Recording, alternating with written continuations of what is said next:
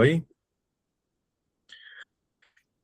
Muito boa noite a vocês, sejam bem-vindos, bem-vindas em totalidade ao segundo webinar do ano de 2026, aqui do Conherp da segunda região. Eu sou Arthur Braga, sou o atual presidente do Conselho Profissional do Conselho Regional de Profissionais de Relações Públicas da segunda região, né, Conherp 2, e fazemos a fiscalização da atividade profissional nos estados de São Paulo e Paraná. Tenho alguns recadinhos, né, antes de passar a palavra aqui para a minha conselheira do relacionamento com o mercado, que é a Nayara Brito, de que, primeiro, a todos vocês, muito obrigado pela audiência, vocês receberão certificado de participação, então fiquem até o final do webinar, que nós colocaremos dois links, um link que é a nossa pesquisa de satisfação, e o link da lista de presença para que vocês recebam os certificados, tá? Segundo ponto, agora no dia 10 de março foi ao ar uma participação minha em um podcast chamado Pode Ser Pauta, o episódio de número 91, onde eu apresento, né, para a sociedade a nova RN 123 do Conselho Federal de Relações Públicas, que amplia a atividade de comunicadores dentro do campo das relações públicas. Vale muito a pena dar uma conferida e entender o que é essa resolução normativa, né, para que a gente possa indicar para os nossos colegas também, para os nossos conhecidos, e trazê-los para dentro do nosso sistema, né, para dentro das relações públicas. Então, jornalistas, publicitários, hoje podem atuar dentro do campo das RPs, tá? Vale a pena dessa conferida. O podcast Pode Ser Pauta, episódio 91. Sem mais delongas, já convidamos a todos aí, os que são profissionais, para que venham tirar o seu registro conosco. Aos estudantes, estamos de portas abertas para tirar todas as dúvidas, prestar assessorias também, né? Estamos aí sempre à disposição. Então, agora eu passo a palavra para a nossa conselheira de relacionamento com o mercado, Nayara Brito. Boa noite, a palavra é sua, minha querida moderadora. Boa noite, Arthur. Boa noite, pessoal. É um prazer ter vocês aqui com a gente. E um prazer maior ainda receber a Isaf Karawi, que é professora da Escola de Comunicação e Artes da Universidade de São Paulo, então a ECA USP. Ela é doutora e mestre em Ciências da Comunicação, também pela mesma universidade.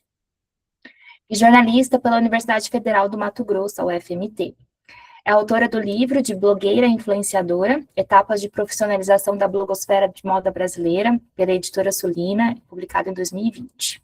Atualmente, ela atua como coordenadora do grupo de pesquisa Tecnologias e Culturas Digitais da Intercom, Sociedade Brasileira de Estudos Interdisciplinares da Comunicação, e também é líder regional da América do Sul, da rede de pesquisa TikTok Cultures Research Network.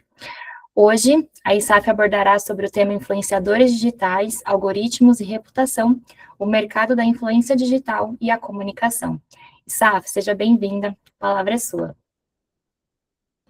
Maravilha, obrigada, Nayara, pela apresentação, Arthur e toda a equipe Conherp, pelo convite, estou muito feliz de estar aqui.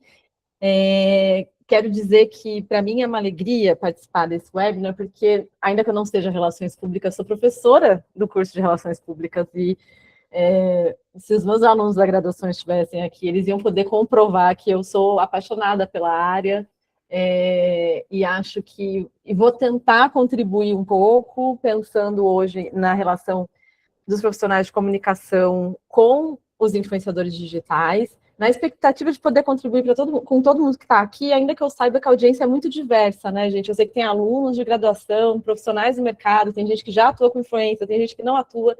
Então, a minha ideia é, de fato, tentar passar por vários aspectos diferentes e vou reservar um bom tempinho ali para a gente poder conversar, que acho que vai ser a parte mais legal, tá? Então, eu vou aqui pedir licença para compartilhar a minha tela. Deixa só eu apresentar e compartilhar.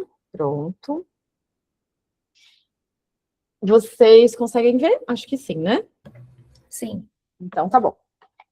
Bem, gente, a ideia hoje é falar um pouco de influenciadores digitais, a partir desse título amplo, mas intencionalmente amplo, exatamente para poder dar conta de perfis muito diferentes de participantes do evento hoje.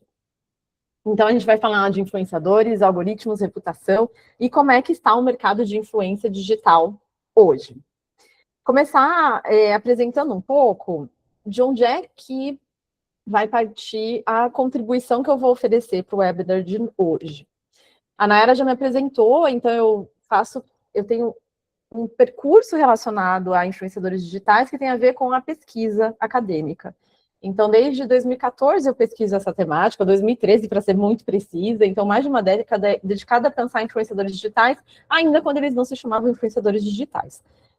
Quando eu me aproximei dessa temática, eu fazia o meu doutorado na ECA USP e fui tentar entender como é que as blogueiras de moda se profissionalizaram, como é que elas saíram no blog completamente amador para postar foto do look indo para o trabalho, e como é que elas saíram desse lugar para um lugar que hoje é de atuação profissional, e como é que, em alguma medida, elas definiram a prática de todo o universo da produção de conteúdo. Se a gente for pensar nas precursoras, é muito comum que a gente aponte para as blogueiras de moda. Então, muito da conversa que eu vou apresentar aqui vem subsidiada nessa pesquisa desenvolvida entre 2014 e 2018, que depois se transforma no meu livro de blogueira a influenciadora. Isso é um pouco para vocês saberem de onde é que vem os achados que eu compartilho com vocês. Tentei também construir uma proposta de conversa que mescla teoria e prática, porque assim a gente consegue também conversar com todo mundo na medida do possível. Por isso eu vou passar por 3 pontos principais. Primeiro, a gente vai falar um pouco de influenciadores, não tem como escapar. Ainda que os influenciadores estejam nos nossos feeds o dia todo, acho que é importante dar um passinho para trás e pensar não só conceitualmente, mas pensar, sobretudo, uma tentativa de caracterização desse mercado, que se mostra cada vez mais amplo, mais múltiplo e mais difícil de dar contorno. Depois a gente vai falar de algoritmos, na verdade, focando nas plataformas e na relação dos influenciadores com as plataformas. Eu menciono algoritmos aqui porque é assim que a gente escuta os influenciadores falando das plataformas, né? Quando eles querem reclamar das plataformas, enfim, eles falam do algoritmo. Então a gente vai falar disso. E a gente termina falando de reputação, que aqui eu vou trazer como uma perspectiva ampla para pensar como é que eu posso trabalhar com influenciadores digitais preservando a reputação das marcas. E, claro, do outro lado, para quem aqui é agente de influenciadores, por exemplo, como é que eu faço isso pensando a partir de outras perspectivas, né? Como é que eu construo, em alguma medida, uma relação positiva entre marcas e influenciadores digitais. Então, esse é um pouco o caminho da nossa conversa de hoje, tá? O primeiro ponto é tentar dizer o que é um influenciador, de onde parte a pesquisa e a investigação sobre influenciadores digitais, e aí eu sempre volto em uma discussão basilar, que é uma discussão relacionada ao que a gente chama de cultura da participação. Aqui eu compartilhei com vocês um livro, Tendências em Comunicação Digital, que foi publicado em 2016 ou 2017, ou seja, 10 anos, não dá mais para chamar de tendências, vale voltar para ver se concretizou ou não, né? E nesse livro, à época, eu assinei esse capítulo Influenciadores Digitais, o Eu como Mercadoria, e é um capítulo que, ainda que tenha completado 10 anos, eu volto com muita frequência para esse texto, porque ele vai dizer de onde é que nascem os influenciadores. Quem é essa figura que, expõe a própria vida numa dinâmica muito natural de exposição, e que, do outro lado, a gente recebe isso com muita tranquilidade também, e 2, gera efeitos no mercado de comunicação associados a gente se questionar o tempo inteiro da qualificação ou ausência de qualificação dessas pessoas que produzem conteúdo. Essa é uma questão que, depois de 10 anos, não se resolveu. A gente segue falando, poxa, o influenciador XYZ deveria ter mais cuidado para produzir conteúdo. Ou a gente fala de universidade de influenciadores, a gente fala de formação. Por que que isso tudo aparece no debate? Porque os influenciadores são filhos da cultura da participação. A cultura da participação tem a ver com a revolução digital e o que a gente entende como a abertura dos polos de produção. Com isso, eu quero dizer que, se antes a mídia era a porteira da informação, e se organizava numa lógica hierárquica, de cima para baixo, definida antes, o que quer dizer, como ia dizer, empacotada, longe das audiências, hoje, com o digital, e 10 anos atrás isso era muito... o discurso era muito entusiasmado em relação a isso, a mídia se reorganiza, porque o digital convoca amadores, pessoas comuns, a entrarem na dinâmica midiática também, sem necessariamente passar pela mídia, sem pedir permissão, sem pedir licença, né?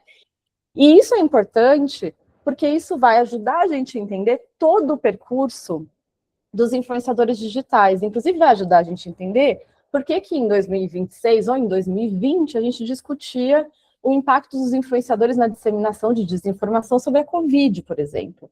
Ou por que nesse momento a gente discute, será que todo mundo pode falar de saúde nas redes sociais? E questões associadas a isso. Tudo tem origem nessa lógica da cultura da participação. Em certa medida, quando a gente olha para esse cenário, ainda lá atrás, e aqui eu faço referência a um outro texto, Influenciadores Digitais, Conceitos e Práticas em Discussão, esse publicado em 2017, um ano mais velho do que o anterior.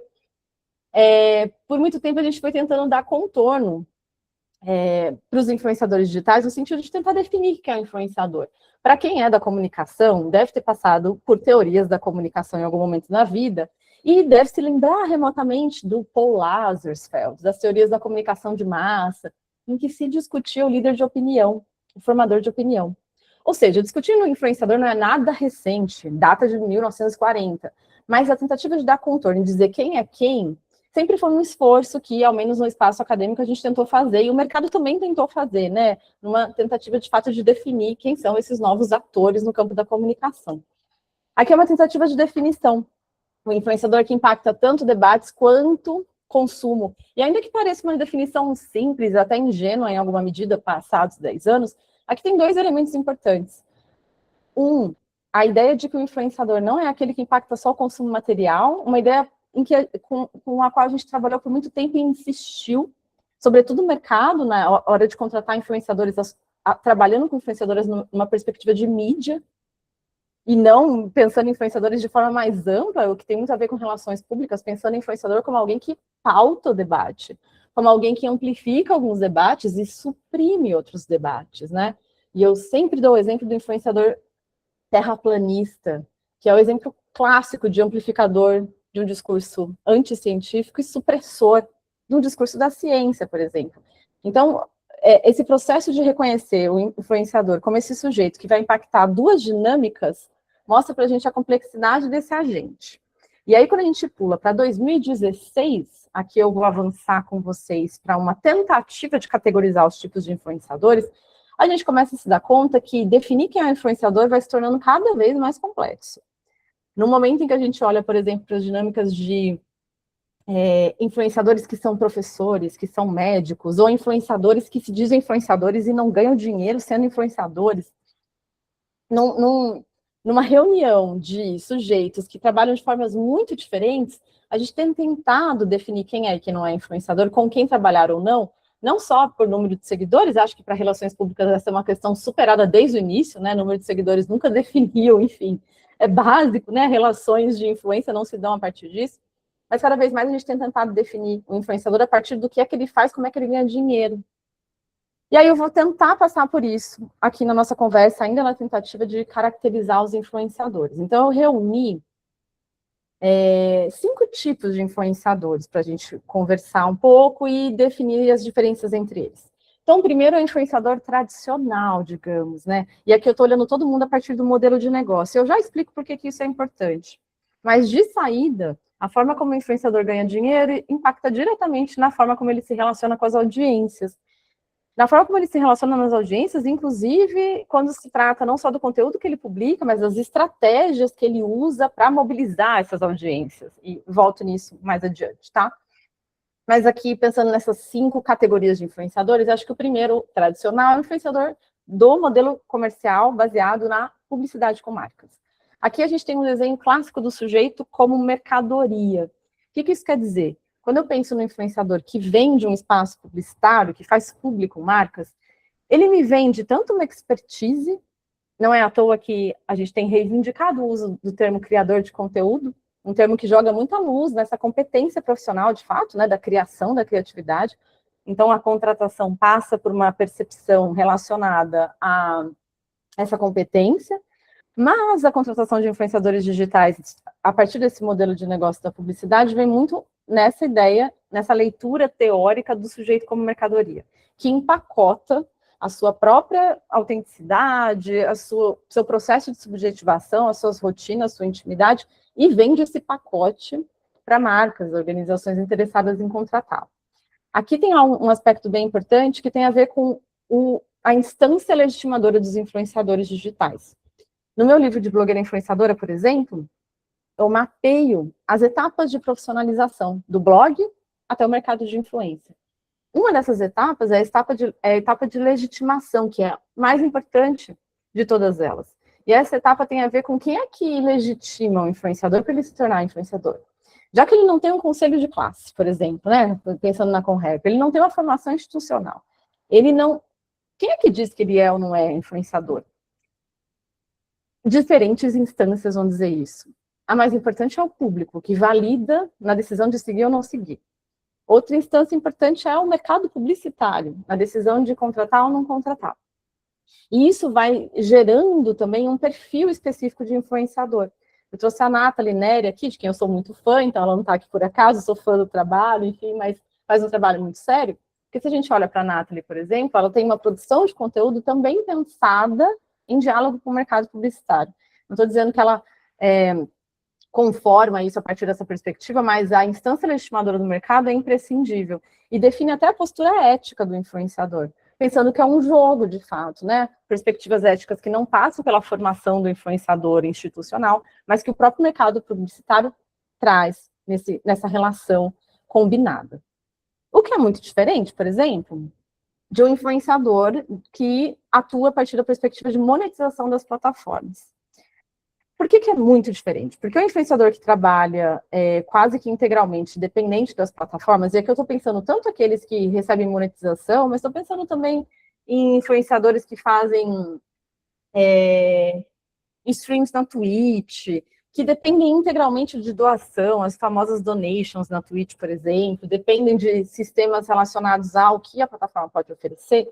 Aqui a gente tem um perfil diferente de influenciador, que vai ser, evidente, legitimado pelas audiências, legitimado, em alguma medida, pelos seguidores que acompanham e que decidem doar, mas há uma instância legitimadora evidente, que é a própria plataforma, que, querendo ou não, direto ou indiretamente, legitima e autoriza um tipo de produção. E aí isso impacta no conteúdo. A gente vê um influenciador todo inclinado às demandas das plataformas, no sentido de conformar conteúdo, estratégias, em relação àquilo que as plataformas esperam desse produtor. Não estou dizendo que os outros não façam isso, todos fazem porque estamos pensando a partir da lógica de plataformização, que é inescapável. Mas aqui a gente tem um perfil, uma dinâmica de atuação muito distinta desse influenciador e uma dependência integral às regras das plataformas, às mudanças das plataformas, que em alguma medida também vai impactar no momento em que ele for trabalhar com marcas, enfim, tudo isso entra na conta também. Depois a gente tem um influenciador que tem sido curioso olhar para esse influenciador, inclusive, ultimamente, que é o influenciador de afiliados. Que acho que ganha um contorno diferente agora com o TikTok Shop, por exemplo, mas é um influenciador que ganha comissão, que trabalha com os links parametrizados e cupons, etc. E por que eu trago esse influenciador aqui, que talvez para o público comum, usando muitas aspas, ele pareça muito com o influenciador da Publi, tá todo mundo me vendendo coisa, mas há diferenças também relacionadas a essas instâncias legitimadoras. Aqui, por exemplo, o mercado publicitário não atua tão diretamente, então a gente vai pensar um outro tipo de produção de conteúdo, uma outra inclinação ética, sobretudo, e não estou pensando em moralidade aqui, tá, gente? Assim, bem, mal, certo, errado, não é nada disso, mas é o que se espera dessa atuação, e um conteúdo muito focado em a possibilidade da pessoa clicar em qualquer coisa, né? Então, clica nesse link, pega esse cupom, as promoções do dia. Esses dias eu vi algo que me deixou muito impactada, porque eu continuo, no meu doutorado, eu investiguei 52 blogueiras de moda e eu sigo acompanhando essas blogueiras para entender o processo. E esses dias eu fiquei muito impactada quando uma dessas blogueiras de moda, que segue trabalhando com as redes, mas agora muito fortemente com afiliados, fez uma limpa no guarda-roupa e tirou todas as roupas para doação que não tinham mais link.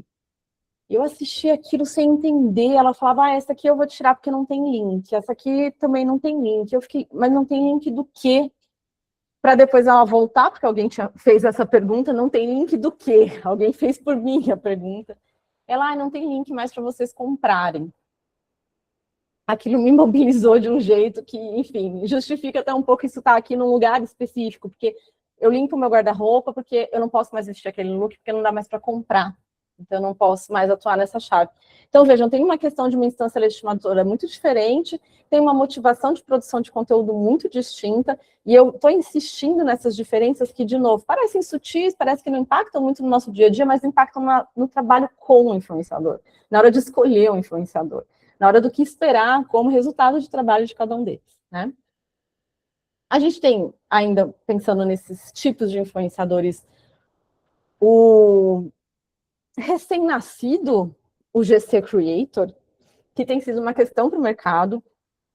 Não sei aqui quem trabalha com esse tipo de criador de conteúdo, mas para quem trabalha com esse tipo de criador de conteúdo, eu vou pedir licença para falar a partir de uma perspectiva crítica desse tipo de atuação. Porque o que é um GC Creator? Primeiro que a ideia de... O GC vem de User Generated Content, que eu comecei a nossa conversa falando de cultura da participação, que tem a ver exatamente com a possibilidade das pessoas criarem conteúdo. Então, lá em 2007, quando esse conceito é formulado pelo Henry Jenkins, de cultura da participação, ele já falava de conteúdo gerado pelo consumidor, pelo usuário, seja lá quem for. A Carol Terra, nossa musa das relações públicas, já falava de usuário mídia em 2009, talvez, enfim, que é o UGC. Usuário mídia é o UGC. Uma pessoa que cria conteúdo. O que o mercado tem feito? Se apropriado desse discurso supostamente autêntico para mobilizar grandes públicos de UGC Creators para que eles produzam conteúdo sobre as suas marcas, sem expectativa de ganho garantido, na esperança de talvez a marca ter acesso a esse post, gostar do conteúdo e pagar alguma coisa por esse conteúdo publicado. Você coloca esse criador de conteúdo num limbo de atuação profissional. Ele nem faz parceria com marca, porque aquilo não é uma parceria paga, a marca não entrou em contato diretamente, fez uma tratativa, não tem ingerência de conteúdo.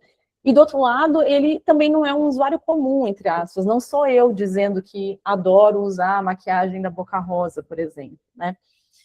Aqui a gente tem uma questão, para as minhas pesquisas, que sou dos estudos de plataforma, aqui a gente tem uma questão importante para pensar a plataformização do trabalho, para pensar trabalho aspiracional, esse trabalho em que se investe tempo, energia, na esperança de ganhar alguma coisa com isso, todos os impactos formais no trabalho, mas enfim, aqui eu só estou querendo mapear a quantas anda o mercado.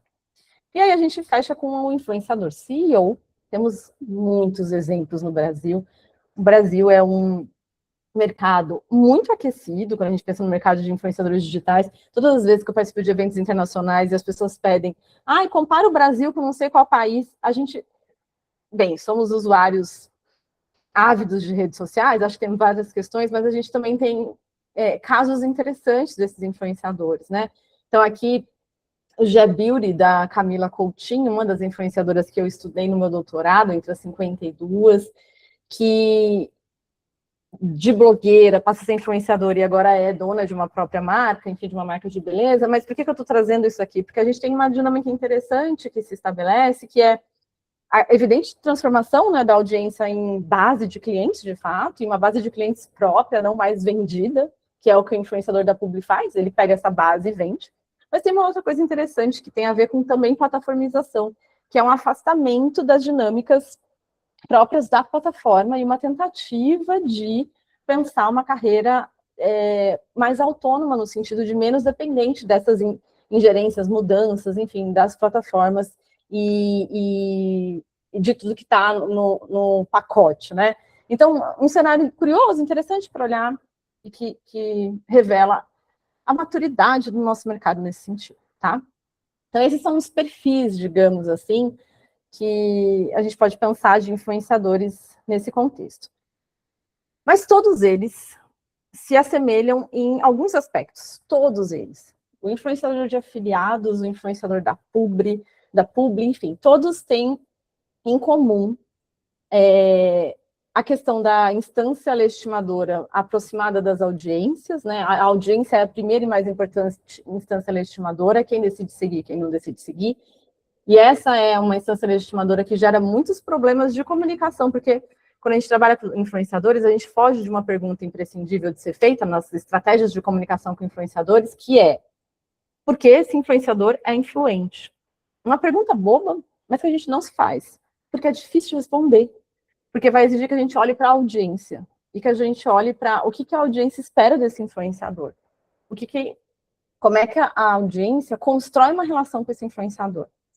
Constrói uma relação baseada em projeção, em identificação, em proximidade ou em aspiracional? Em quê?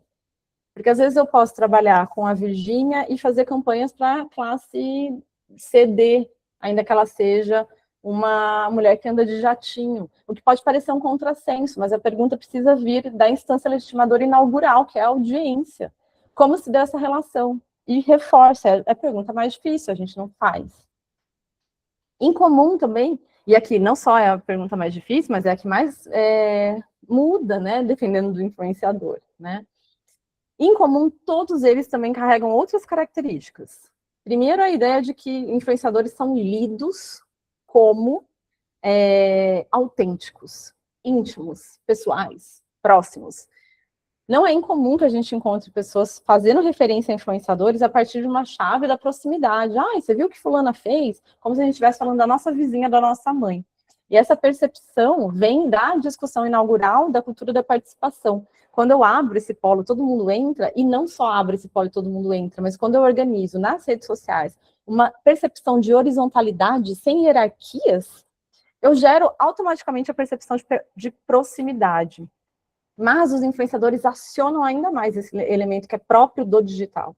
É próprio do digital e o influenciador potencializa, porque ele vai acionar no próprio discurso. Ele vai operar numa chave do íntimo e não do teatral. Não é à toa que quando o influenciador faz uma publicidade que a gente percebe que não tem nada a ver com ele, a gente vai lá e fala: você é um vendido, né? Enfim. Não é à toa que essas são as publicidades que não funcionam. O influenciador aciona essa dinâmica da autenticidade quando faz revelações íntimas da sua vida, revelações curadas e pensadas, né? Curadas no sentido de uma curadoria toda pensada nesse sentido, mas estrategicamente construídas para gerar uma percepção de proximidade. Influenciadores acionam estratégias de co-construção, que é a convocação das audiências o tempo todo. A audiência é sempre convocada. Manda pergunta nas caixinhas que eu respondo amanhã. Manda dúvida da minha reforma da minha casa. Me ajuda a escolher o meu look. O Get Ready With Me no TikTok, em que a pessoa escolhe o look inteiro, sozinha, mas que ainda assim pergunta, esse ou aquele, gera uma percepção de co-construção, que os influenciadores vão acionando o tempo inteiro, né? Então, todos esses influenciadores sobre os quais eu falei compartilham esses elementos em instâncias diferentes. Então, aqui também está um pouco o nosso papel, pensando numa atuação profissional, né, de quem é relações públicas, trabalha comunicação com influenciadores. Como é que eu identifico isso nesse influenciador, né? Como é que eu trabalho com esses elementos? Em comum, esses influenciadores também guardam um aspecto da plataforma. E aqui a gente entra na perspectiva dos algoritmos que estão ali no título da nossa conversa, né? Então, como é que as plataformas entram nessa dinâmica? É evidente que, quando eu falei do influenciador CEO, da Camila Coutinho, que tem sua própria marca, a relação dela com a plataforma não é a mesma relação que o influenciador que depende de donations na Twitch tem. Isso aqui está claro. Mas todos eles são profissionais que atuam a partir da expectativa de visibilidade. O trabalho do influenciador vai exigir construção de visibilidade midiática. Isso é pressuposto. Não dá para ser influenciador invisível, né? E aí, aqui, a gente tem uma dinâmica que corre nessa lógica de ser um trabalhador da visibilidade e um trabalhador no contexto das plataformas, que é o influenciador está sempre sob a ameaça da invisibilidade, que é o risco de todo influenciador, o medo, na verdade, de todo influenciador. E se eu fico invisível? E se meu post não entrega? E se eu entro em shadow ban? E se as minhas métricas não são boas? Todos vivem a mesma angústia. Um, porque as pessoas não vão clicar no link de afiliados, outro porque não vai receber doação ou monetização, e um outro porque não vai poder mostrar para a marca que contratou um resultado de campanha esperado. Então, todos eles operam nessa ameaça da invisibilidade e precisam trabalhar para construir visibilidade. Visibilidade de si, das suas marcas, dos seus conteúdos, seja lá do que for. E esse trabalho de visibilidade, que é um jogo que eles vão jogando com os algoritmos, tem muitas camadas, digamos, né? Então a gente pode pensar que os influenciadores vão lançar a mão de estratégias mais ou menos autênticas, estou usando autênticas para usar uma expressão da plataforma. A plataforma fala que há ações inautênticas, né, dentro da plataforma. Então eles vão usar estratégias mais ou menos autênticas para construir visibilidade. E o que isso tem a ver com a nossa conversa no Conrep? Tudo a ver, porque na hora de contratar um influenciador e trabalhar com um influenciador, eu também preciso pensar como é que ele constrói visibilidade. E às vezes essa pergunta pode vir de algo super simples. Nossa, esse influenciador é um meme. É a moça do avião, por exemplo, né? Aquela polêmica do avião, se deixa a criança ou não sentar, que depois vira uma celebridade. Isso fala de como é que ela construiu visibilidade, que é bem diferente da construção de visibilidade de alguém que começa no blog, vira youtuber e esse processo de construção de visibilidade também faz parte das nossas estratégias de comunicação. Reconhecer como se deu. Porque reconhecer como se deu ajuda a entender a relação que tem com a audiência, com as audiências. Ex-BBB é um exemplo maravilhoso. Por que muitos ex-BBBs não funcionam no digital? Como é que ele construiu visibilidade? Numa relação com as audiências, legitimarem todos os dias, decidir seguir, curtir, ou numa instância legitimadora que foi a televisão, que foi um casting de um reality show. Enfim, questões que fazem a gente pensar nesses processos. E aí, nisso de conquistar a visibilidade de forma mais ou menos autêntica, a gente tem várias questões no digital. Influenciadores que vão lançar mão desde compra de seguidores, estratégias de alavancar suas próprias métricas, como os Instagram Pods, que são grupos de influenciadores pedindo para um curtir o conteúdo do outro, enfim. Mas até outras questões, influenciadores que dão presentes para as audiências porque curtiram ou comentaram uma publi. Influenciadores que usam clickbait ou sequestram hashtags, que é o hashbaiting, para poder navegar numa hashtag que nem é a dele, mas que bomba no TikTok. Isso tudo também faz parte um pouco da nossa percepção na hora de trabalhar com influenciadores digitais, porque as estratégias que eles usam para ganhar mais ou menos visibilidade também vão impactar conteúdo. Aqui eu estou pensando em métricas. Vou usar uma hashtag que não tem nada a ver com o meu conteúdo, vou pagar as pessoas, vou dar um pix para quem comentar, mas isso também vai impactar o que eles postam e publicam. Então, eu acho que vocês devem ter visto, para quem é da comunicação, provavelmente viu que o dicionário de Oxford ou Cambridge elegeu o rage bait como a palavra do ano, de 2025. E não é incomum que a gente encontre influenciadores que produzem conteúdos que mobilizam afetos negativos. Então, ele já começa dizendo o que eu odiei em tal viagem. Ele não começa dizendo, gente, eu vim para a Espanha e olha que incrível, eu passei por aqui e por ali. Ou, olha que cena absurda, depois a gente vê que essa cena nem existe. Ou, olha o que o meu parceiro de trabalho fez. Uma estratégia que tem a ver com o trabalho de visibilidade. O rage bait não é só porque estamos odiosos e polarizados. O rage bait é uma resposta à dinâmica da plataforma. Como é que eu faço um trabalho de construção de visibilidade respondendo a uma estratégia, a uma demanda da plataforma? A gente tem visto cada vez mais influenciadores lançando mão de conteúdos produzidos integralmente por inteligência artificial. Esse é um vídeo que eu acho o máximo, que é um gatinho. Bora nos comentários e quem curtir o seu DJ, é isso. Ele é um gatinho DJ. E é o conteúdo de um influenciador digital. E a gente pensa, poxa, mas ele é um criador de conteúdo. Fazendo um trabalho de visibilidade que pode ser questionado, é evidente, mas que tem relação com essa ameaça de se sentir invisível, de entregar um volume de conteúdo absurdo, e que tudo isso precisa passar pela nossa compreensão do mercado também. Isso faz parte de dizer o que acontece com o mercado, como é que o mercado está, com quem eu quero trabalhar, com quem não faz sentido, né? E aí a gente entra na questão última do nosso título, né, que era um título Influenciadores, Algoritmos e Reputação. E para pensar a reputação, eu trago uma discussão que eu fiz a convite da Carol Terra, da Bianca Dreyer e do João Francisco Raposo, esse trio, trindade incrível da comunicação organizacional das relações públicas. E nesse livro, Comunicação Organizacional, eles pediram que eu escrevesse sobre influenciadores digitais nas estratégias de comunicação organizacional. E foi um desafio interessante, porque, bem, o pressuposto, quando a gente pensou nesse texto, era aproximar de discussões associadas a como é que eu posso me aproximar de influenciadores, preservando imagem de marca, imagem de organizações, e me aproximar de influenciadores, né? Porque às vezes é uma percepção de que, como é que eu faço, né? Quase um beabá. E aí, nesse convite, eu tentei organizar uma proposta de objetivos de comunicação e possibilidades de atuação com influenciadores digitais nesse sentido. E aí eu vou adentrar um pouco essas questões, muito brevemente. Eu sei que, acho que depois esse conteúdo do Arthur comentou, vai ficar disponível para vocês, enfim, mas eu queria mostrar algumas questões dessa construção. A primeira questão, vou até pedir licença para voltar aqui, que tem uma questão anterior, que eu sempre falo em eventos para o mercado, assim, que é um pouco o nosso caso, que o influenciador não é... A gente não tem que pagar pedágio para influenciador quando a gente trabalha com comunicação. É importante não só fazer aquela pergunta de por que esse influenciador é influente, mas fazer a pergunta, será que eu preciso trabalhar com influenciador? E se preciso, eu preciso trabalhar do jeito que todo mundo trabalha? Quais são os outros caminhos, né? E até se fazer perguntas do tipo, será que eu estou pronto para trabalhar com influenciador? E trabalhar nessa chave de alguém que vai fazer uma comunicação autêntica, pessoal, a partir das próprias perspectivas, cada vez menos dispostos à ingerência das marcas e das organizações, que é algo que a gente vê no mercado e que é muito produtivo, né? O influenciador é influente porque ele produz conteúdo da forma que ele produz.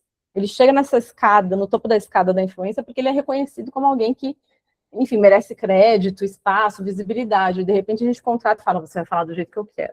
Né? Então, essa já é uma questão no mercado de coconstrução, coprodução. Então, tem perguntas básicas que a gente também pula um pouco, mas respondendo essas perguntas básicas, acho que a gente pode olhar para essas questões. Ainda que a possibilidade de trabalhar com influenciadores pareça se encaixar só ali naquele primeiro objetivo de comunicação, ampliar a percepção de marca, divulgar produtos, divulgar eventos, etc., a gente tem um espectro de possibilidades de atuação com influenciadores, né? Então, eu fico pensando, e isso aparece, por exemplo, na ideia de implementar essa primeira linha, um objetivo de implementar ou consolidar estratégias de responsabilidade social. Parece distante de um influenciador, mas eu volto no exemplo que eu dei da Nathalie Neri, uma pessoa que é contratada pela Dell para fazer publicidade, não do computador, mas da política reversa da Dell. A Nathalie Neri, que é uma influenciadora que fala de sustentabilidade. Isso muda um pouco a nossa perspectiva, e por isso eu fiz questão de mapear os tipos de influenciadores. Porque os diversos tipos de influenciadores nos ajudam a pensar estratégias mais amplas, e estratégias que dão conta de pensar uma comunicação, de fato, que estabelece pontos de conexão com públicos diferentes em momentos diferentes de uma estratégia de comunicação, né? Então, eu vou ir e voltar, tá? Para eu poder brincar um pouco aqui. Então, por exemplo, se eu estou pensando em manter bom relacionamento com públicos de interesse, que tipo de influenciador eu preciso? Não sei se é um influenciador da publi, ou se é um influenciador didático, que me ajuda a explicar coisas difíceis. O governo federal tem feito um trabalho com influenciadores, eu não sei se vocês têm acompanhado, mas tão interessante. Eles publicaram há pouco tempo uma série de entrevistas, influenciadores fazendo entrevistas com figuras públicas, por exemplo, né? Quem são esses influenciadores que fazem entrevistas? Ah, mas eu vou chamar um jornalista, tá tudo certo, eu como jornalista estimulo o convite de um jornalista. Mas quem é esse influenciador convidado para esse papel? Que características ele tem? Como é que ele é lido pelas audiências, né? Essa audiência legitimadora. Eu acho que é um sujeito lido como alguém digno de crédito, né? Que tem credibilidade, capaz de traduzir discussões difíceis, capaz de fazer uma mediação entre governo e discussões do dia a dia. Quem é esse perfil? O que ele pode fazer? Ultrapassando a ideia, né, de alguém que eu vou contratar para fazer uma publi. E não dá para a gente também pensar em estratégias mais agressivas de comunicação, então vantagem competitiva, outras que entram de fato no marketing, né? Então eu quero um influenciador que me venda a promoção da Coca-Cola da Copa do Mundo. Então você quer um influenciador que seja carismático, ágil, fale bem. Tudo isso para pensar onde é que entram aqueles tipos de influenciadores diferentes. Olha que interessante o influenciador de afiliados. Onde é que ele entra, né? Talvez ele não seja aquele que vai entrevistar alguém numa ativação do governo federal, mas ele faz as pessoas clicarem em links, né? Eu estou aqui pensando, compartilhando com vocês, e de novo, né, dei esse nome de reputação para a gente também pensar que a consequência de um trabalho desastroso com influenciadores digitais é a reputação, é impacto direto na reputação, né? Um bom trabalho e um trabalho desastroso na mesma chave, né? Então, acho que olhar com cuidado para isso, para essas dinâmicas todas, aqui compartilhando, né, essa tabelinha com vocês, mostra, de novo, o tamanho do mercado, as dificuldades do mercado e a pluralidade também do mercado. E dentro disso tudo, a gente quer pensar reputação das marcas, das organizações com as quais a gente trabalha, em comum também, todo influenciador trabalhando em relações de ingerência e sob relações contratuais e comerciais, precisam também. Então, para quem está aqui, trabalha em agência, enfim, acho que isso aqui é leitura obrigatória, né? Pensar como é que a gente precisa cuidar da comunicação com influenciadores, pensar e trabalhar para um mercado cada vez mais ético, e isso passa por elementos básicos, para quem é da publicidade, elementos básicos mesmo, por exemplo, publicidade velada não é permitida no Brasil, isso é beabá de ética na comunicação, na publicidade e propaganda, mas a gente precisa retomar nos debates sobre influenciadores digitais. E trago isso aqui porque os novos perfis também de atuação dos influenciadores digitais vão trazendo novas questões éticas para a gente, né? Nesse guia de publicidade do CONAR, o CONAR faz um trabalho muito interessante, recomendo a leitura desse guia. Inclusive tem uma tabela no final dizendo quando é que eu marco público, quando é que eu não marco. A marca me deu um tapete novo para minha sala, mas eu nem pedi, ela nem me pagou para eu falar. Isso é público, não é, eu marco, não marco. Pessoas que parecem bobas, mas que vão se complexificando à medida que a gente vai também complexificando o mercado, né? Então, um GC Creator, o que ele está fazendo ali? Como é que eu penso uma atuação ética nesse sentido? Então, acho que tudo isso tem a ver com a nossa conversa de tentar mapear esse mercado, porque novos desafios vão se apresentando, o que é típico de um mercado que é filho de uma cultura, de uma lógica de participação.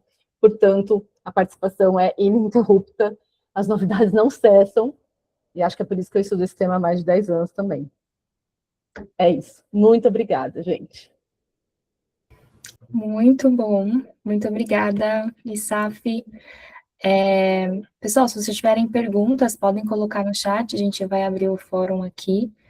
Eu fiquei pensando em várias coisas, né? Se os influencers conhecem realmente as audiências deles, porque a gente não tem tantos dados.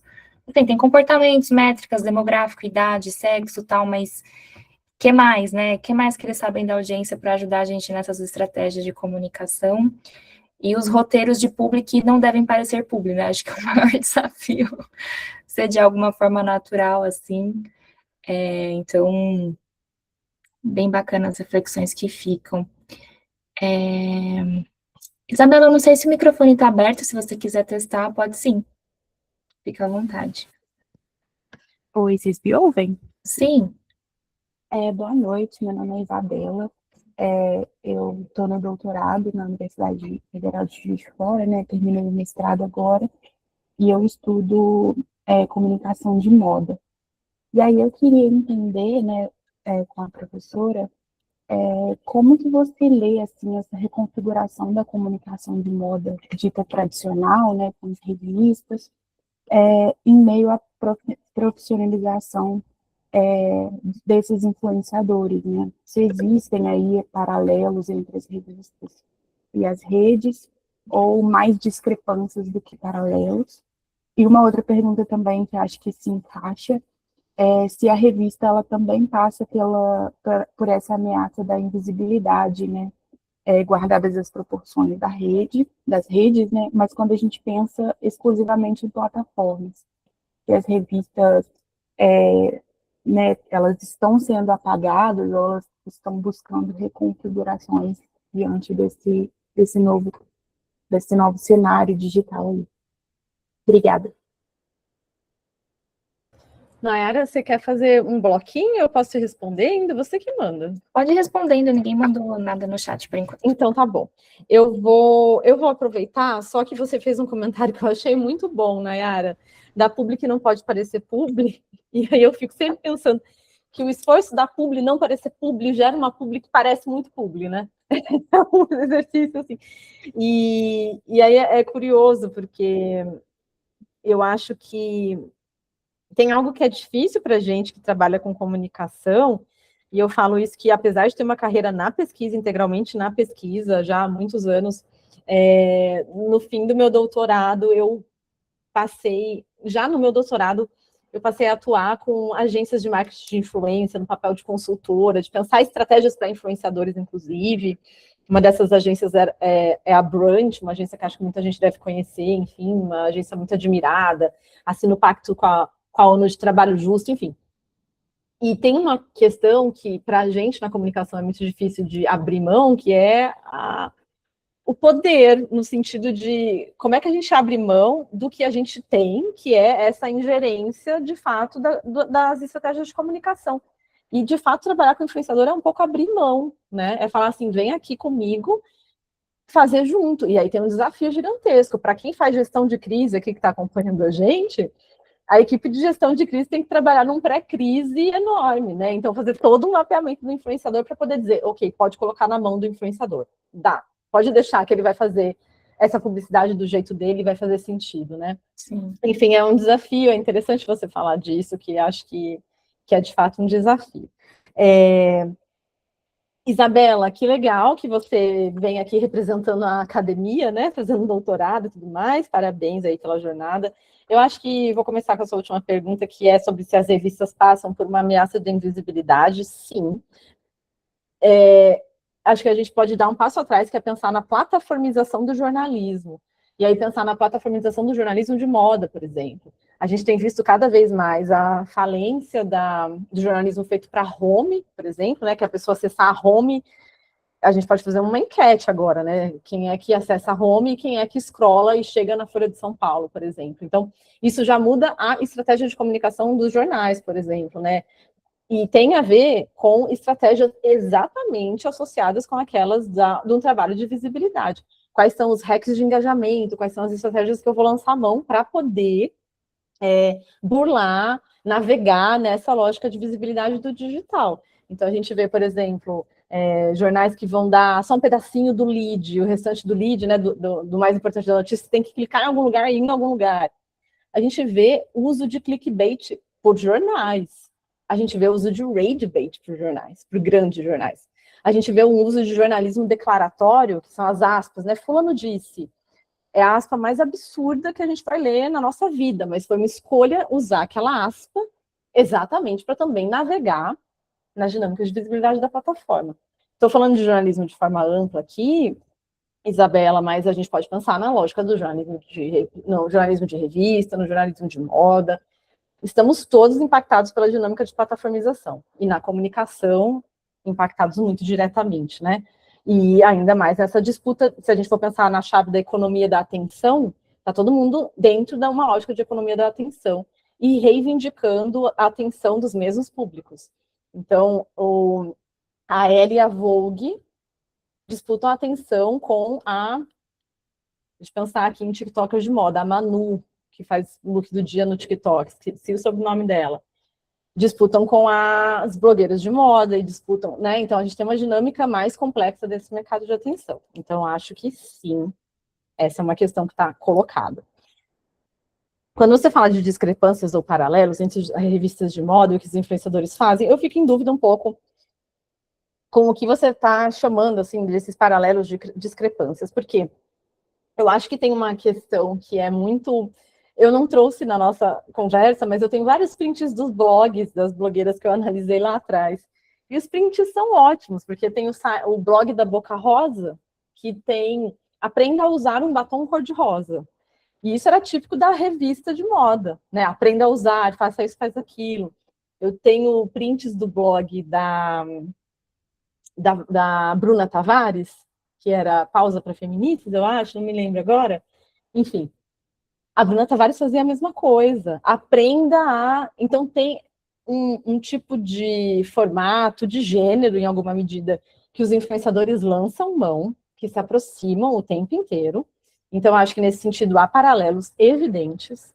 A própria lógica dos influenciador afiliado, né, gente? Dessa influenciadora que eu comentei com vocês, que tira a roupa porque não tem link. E parece acervo de revistas de moda, né? Não tem mais como dizer onde é que a pessoa compra. Para quem é da época das revistas, lembra, né, das 2 páginas com todas as roupas e onde comprar e quanto custava. Então, acho que tem paralelos, e eu sou muito entusiasta de pesquisas que fazem essa relação, porque às vezes a gente acha que tudo brotou do chão, né? Nasceu assim no vazio do mundo, como se não tivesse historicidade. Então, acho que tem aproximações, tem paralelos, mas acho que em comum, em 2026, todo mundo, a partir da ideia da plataformização, com certeza. A Isabela complementou aqui se o contrário também acontece, né? Se as revistas se adaptam aos discursos dos influenciadores, que a pesquisa dela trata justamente disso. Isabela, eu vou te indicar 2 leituras, tá? Depois, só eu participando da sua banca para te ajudar mais. Mas tem 2 leituras que eu vou te indicar. Uma é um texto que eu escrevi em 2017, que chama Na Tela da TV e do Computador, Celebridades no Digital, qualquer coisa assim, não me lembro exatamente o título desse texto, mas é um texto em que eu vou analisar casos de celebridades da mídia, Celso Portiolli, que foi para o YouTube jogar Minecraft. Não sei se vocês viveram esse momento do YouTube, mas ele tinha um canal gigantesco com milhões de inscritos jogando Minecraft. Por que Celso Portiolli tem que ir para o YouTube jogar Minecraft? Porque ele está acionando alguma coisa que só os influenciadores têm. O Celso Portiolli não opera na chave da autenticidade, nem na lógica horizontal. Ele é hierárquico e afastado das audiências. Mas quando ele vai para o YouTube jogar Minecraft, ele opera na dinâmica dos influenciadores. Então, o oposto acontece. Revistas se aproximando dos discursos dos influenciadores, com certeza. Então, eu te indico esse texto e te indico um outro texto, já que estou aqui, né, com alguém que é do universo acadêmico.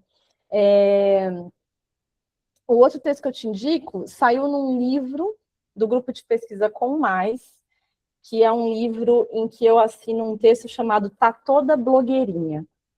O espalhamento das práticas dos influenciadores digitais entre profissionais liberais e autônomos. Nesse texto eu vou falar sobre por que todo mundo virou influenciador. Por que você é médico e é médico influencer. Por que você é dentista e é dentista influencer. Ninguém mais faz um canal, né, gente? Você faz um canal filmado 360, né? Para depois virar conteúdo para o seu dentista. Por que o professor é influencer? Então eu falo desses espalhamentos. E eu acho, Isabela, mas só a sua pesquisa vai poder nos dizer, aí você vai voltar para contar para a gente o resultado da sua pesquisa, que as revistas também são impactadas todos os dias por conta disso, desse espalhamento das práticas dos influenciadores por diversos campos profissionais. Eu acho que é isso, espero que eu tenha te ajudado, viu? E boa sorte aí na pesquisa. Ajudou muito, obrigada. A minha pesquisa do mestrado, ela é sobre a Vogue Brasil, né? Legal. A plataformização da Vogue Brasil. Boa. Então, ela vem adotando, e agora no mestrado, no doutorado, perdão, um pouco dessa reconfiguração de diálogos, assim, né, de discurso. Muito bom. Obrigada, viu? Imagina. Legal. Posso Arthur? fazer a minha pergunta? Ótimo. Vamos lá. Isaac, eu venho de trabalhos televisivos, né? Tenho a primeira formação como ator, depois me formei em turismo, agora em relações públicas e afins. O que você entende dessas tendências da verticalização das novelas, onde personagens assumem as personas de influenciadoras digitais, as quais, dentro das plataformas, são criados os perfis, e aquele ator ou atriz começa a fazer o merchandising editorial e a construção da novela a partir da rede social. Como você enxerga esse cenário, por favor? Adorei. Adorei essa pergunta, sabe por quê, Arthur? O meu mestrado foi sobre uma minissérie da Globo, chamada Afinal, o que querem as mulheres? Era aquelas minisséries da faixa das 10 da Globo, bem lá do B, mas era Afinal, o que querem as mulheres, protagonizada pelo Michel Melamed. E o Michel Melamed interpretava um psicanalista, que nessa série, Afinal, o que querem as mulheres, estava escrevendo uma tese de doutorado que tentava responder, afinal, o que querem as mulheres? Era isso, o personagem era um psicanalista. Por que eu estudei essa série? Parece que não tem nada a ver com o que eu falei, né, de blogueira de moda, enfim. Porque esse personagem, em 2011, tinha um blog do personagem. E era um barato esse blog do personagem, porque ele blogava como se ele estivesse, de fato, escrevendo a tese. Ele dizia, hoje passei o dia inteiro lendo Simone de Beauvoir, para entender o que querem as mulheres. E ele postava fichamentos, era um barato aquele blog. E era um barato a relação que as audiências estabeleciam. Porque as pessoas falavam coisas como se, de fato, estivessem falando com o personagem, né? Como se, de fato, ele mantivesse aquele blog. E ele mantinha, de fato, o Michel Melamed, o próprio ator. Ele escrevia o blog, ele foi tive a oportunidade de entrevistá-lo, ele mantinha o blog, ele escrevia os posts, ele foi roteirista da série, enfim. Então, eu acho interessante esse... Depois a Globo fez o primeiro Twitter de uma personagem, que era uma personagem, ai, gente, da Carolina Dickmann, Vivi Perigosa, será que era a Carolina Dickmann? Enfim, também teve esse marco que a Globo fez um Twitter para uma personagem, e eu acho interessante, naquela época eu achava interessante por um aspecto, interessante no sentido curioso, tá? Achava interessante porque a gente via, de fato, aquilo que a gente escutava. Que a pessoa que faz o vilão de novela apanha na rua, né? Sempre a gente escutou esses relatos nas nossas infâncias, né? Eu faço o vilão, mas aí eu saio nas ruas, as pessoas querem me bater, elas brigam comigo, eu tenho que explicar, não. A gente via isso em operação, naquele contexto, o que mostra, o que intensifica isso que eu tenho falado das dinâmicas das audiências, né? Olhar para a dinâmica da audiência é imprescindível, porque aquilo revela também que tipo de relação se estabelece com aquela figura construída ali. Mas trazendo para 2026, acho uma estratégia curiosa, interessante, enfim, para a gente pensar, que é como a TV Globo, enfim, lança mão das dinâmicas dos influenciadores, mesmo a partir de um influenciador de mentirinha. Porque, no fim, o influenciador opera no mesmo modelo de negócio, né? Esse influenciador ficcional. Ele faz publi, ele tem relação com marca, ele é contratado para campanhas. Então, de um jeito diferente daquilo que eu falei para a Isabela, né, que é esse espalhamento das práticas, a gente tem aqui uma apropriação de um modelo de negócio, que a Globo sozinha não poderia se apropriar desse modelo, né? Eu, Globo, vou fazer uma publi com Boticário Avon, vou fazer uma campanha na TV, que é muito diferente dessa construção, né? Então, eu acho que é um case que é interessantíssimo, né? Interessante por isso que gera de inquietação. Eu adorei sua pergunta, é um pouco nesse sentido. Obrigado. Imagina. Helena? Nossa, que gostoso isso, né, gente, de conversar assim, refletir assim. Passou um pouquinho, mas a pergunta é rápida, tá? Muito prazer, Isaf, eu sou Helena Ferrari, eu trabalho com comunicação digital autêntica, uma especialidade que eu fui criando ao longo de 12 anos dentro da minha empresa de posicionamento digital. Sou relações públicas, pura e simples, amo ser relações públicas, respiro tudo que eu posso com relação a isso, principalmente a questão de reputação. E a pergunta é justamente por isso. Eu tive uma cliente, uma possível cliente, que talvez eticamente eu não queira atendê-la, mas ela me pediu justamente para a gente fazer um fake de alguma coisa ruim para a marca dela ser vista e ser lembrada de outra forma, além de ser boa, trazendo a parte ruim. E eu lembro que em sala de aula, quando eu dava aula na PUC, veio muito a questão da Pugliese, quando estava na pandemia, sobre ela ir para lugares secretos e se contaminar da forma que ela queria se contaminar, até o próprio Instagram acabou tirando o @, dela e ela teve que abrir outro, foi uma bafafá, e eu fiquei, assim, só chocada com essa possível cliente, do tipo assim, pera, já me pediram curtidas, já me pediram seguidores, agora nunca me pediram na vida simular uma coisa negativa para a marca ser vista. O que você pensa disso? Helena, obrigada pela pergunta. Olha, eu compartilho do seu choque, viu? Porque tem uma pesquisadora que eu gosto muito, que ela está baseada na Austrália, que se chama Crystal Aberdeen. E uma vez ela publicou uma pesquisa sobre cancelamentos orquestrados. Eu não vou me lembrar que expressão ela usava, mas aqui numa tradução livre, né? E ela falava de grupos de influenciadores na Austrália que faziam combinados, de fato, né? Um de nós vai ser cancelado. Qual vai ser o motivo? O motivo vai ser porque eu, que sou seu amigo, vou vazar um áudio seu, então eu vazo esse áudio, você vai ser cancelado, daí era de fato, né, um teatro ali, né, uma orquestração de um cancelamento para a conquista de visibilidade. E aí que eu acho, por isso que no começo da minha fala eu falei que eu adoro dar aula para relações públicas, porque eu acho que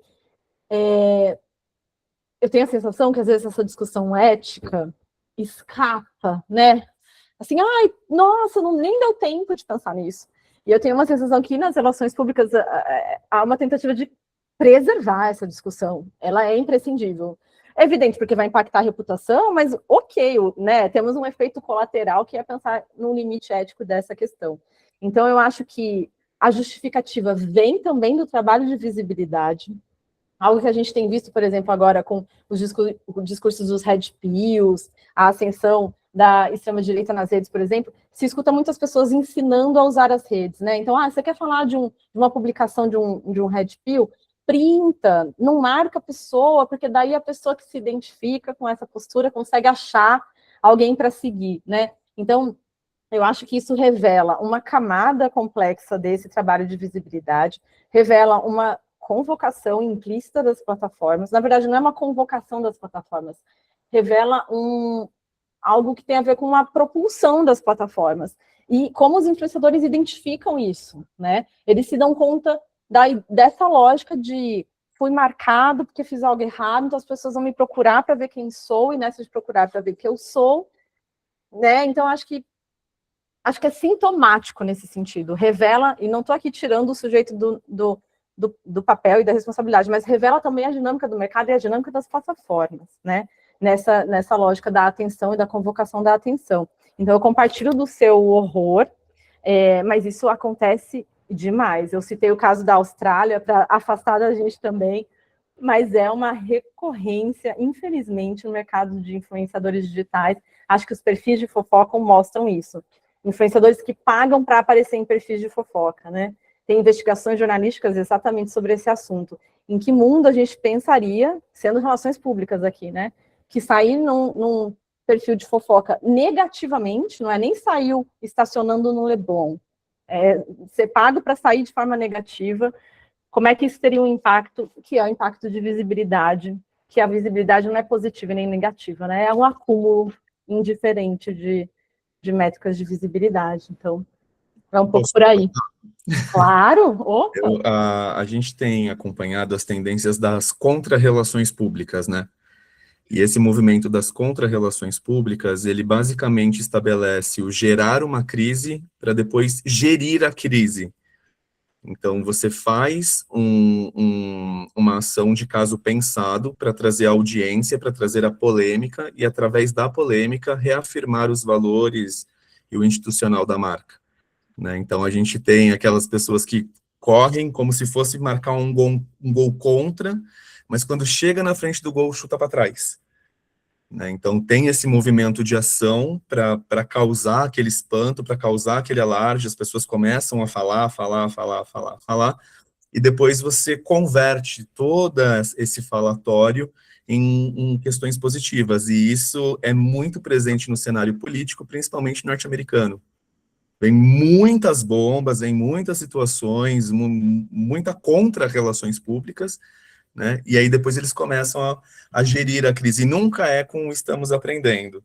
É sempre, vocês entenderam errado, nós dissemos isso, vocês interpretaram dessa forma, presta atenção no que foi dito, olha onde está a vírgula, as coisas mais ou menos assim. Veja bem. Muito legal, pessoal. A gente tem muitos comentários no chat, mas infelizmente o nosso tempo aqui está acabando, mas fica aí o convite para uma próxima. A gente faz um fórum, um debate aí de discussões, acho que vai ser bem legal. Nayara, desculpa te interromper. Claro. Mas eu posso usar desses 2 minutos, gente, é que eu vou dar aula, tá? Sim. Vou abrir aqui, eu vou sair daqui e a minha sala de aula está aqui. Mas o Edinaldo fez uma pergunta ali que eu acho que eu consigo responder em 1 minuto. Pode ser, só para, né, todo mundo que mandou aqui nesse tempo eu consegui atender. Tá bom. Edinaldo perguntou de autonomia dos influenciadores, se os podcasts teriam espaço de autonomia. Eu acho que sim e que não. Porque, ainda que os podcasts sejam um espaço de autonomia, esse processo de levar para o podcast vai se dar nas plataformas, e daí vai operar na mesma lógica de ingerência das plataformas, conformidade em relação às plataformas. A plataforma vira meio, mas ela está ali, né? Eu desloco da plataforma, levo para um outro lugar, mais seguro, com mais autonomia. Os podcasts me fazem lembrar até dos blogs, assim. bocarosa.blogspot.com, né? Uma sensação de autonomia, é meu, eu fiz, tem uma boquinha rosa. Mas, nesse contexto contemporâneo, é um espaço de autonomia, concordo super, mas do outro lado vem esse movimento de uma convocação da plataformização, ainda que no meio do caminho, né? Ainda que nesse processo de dar visibilidade para essa produção de conteúdo do podcast. Então, enfim, não sei se eu te respondo nesse sentido, mas eu penso um pouco por aí. Isaf, posso fazer uma proposta indecorosa e aí você fica à vontade para recusar, se for necessário? Faça. Nós podemos te mandar as outras perguntas que ficaram aqui. Você topa gravar alguns videozinhos em formato story. Tem muitas? Peraí, vamos ver se tem muitas. Vai que eu Não são falo muitas, sim. deve ter umas 4, 5 perguntinhas aqui. Tá, porque aí eu falo sim, tem 10, né, gente? Aí acabou. Eu Não. Ó, vamos lá. Tem 1, 2, é verdade, eu não tinha visto. 3, 4. Vamos tentar responder? Eu fico até 19h15. Tá bom. Que eu gosto de quem está aqui, reservou essa horinha para estar aqui com a gente, eu acho que merece esse espaço de troca, né? Mais autêntico, vamos usar a palavra da aula. Perfeito. Começando aqui com o Stênio, então. Tudo bem? Posso seguir, Nay? Vai lá. Beleza. ISAF maravilhosa, acabei o mestrado agora e as leituras das suas produções científicas sobre influencers foram essenciais para a minha pesquisa sobre drags brasileiras influenciadoras. Queria saber se tu também se debruça sobre as práticas dos fãs em relação aos influencers. Que tema bom, hein? De pesquisa, Stênio. Eu não olho para a questão dos fãs, é interessante, porque no processo, bem, você que fez um mestrado sabe bem como a gente tem várias caixinhas, né? Eu olho para o polo de produção. Por isso que eu fiz questão de mapear os influenciadores, né? O que cada influenciador faz, porque eu estou muito preocupada com o polo de produção e não de recepção, né? Que são os fãs, as audiências assistindo. Quando eu penso em audiência nos influenciadores, eu penso como é que a audiência impacta no que eles fazem, né? Então, não. Mas eu te sugiro olhar para os estudos de fã no Brasil, que tem muita força, e talvez eles te ajudem, talvez você seja aí, já estou te falando, fazer um doutorado, né? Alguém que faça uma aproximação nesse sentido dos estudos de influenciadores e de fãs. Um baita tema. Obrigada pela questão. O Regabit está extremamente em alta nas redes sociais também, as pessoas, especialmente no TikTok, contam histórias que sabem que vão dar raiva no público só para criar mais visibilidade para eles mesmos, ou contam histórias falsas e absurdas para criar visibilidades também. Sim, a Maria Eduarda, né? É isso, Maria Isso. Eduarda. A ideia de contar coisa mentirosa, tem algo que os influenciadores faziam no YouTube, gente, olha que coisa doida. Eles publicavam vídeos no YouTube e colocavam algum texto com erro de digitação, para as pessoas comentarem, você escreveu errado. E nessa da pessoa comentar, você escreveu não sei o que errado, o vídeo tinha 50 comentários de você escreveu errado. Então, a gente foi complexificando, né? As estratégias, o Rage Bait é uma delas. Obrigada, Maria Eduarda. Eu acho que já foram as perguntas, ficaram só os comentários, né? Qual é o e-mail da ISAF mesmo? O e-mail é o meu nome, @gmail.com ou @usp.br. E nas redes sociais, ISAF Caraui, enfim, a gente segue conversando por lá. Obrigada, viu, gente, pelas perguntas, pelas trocas.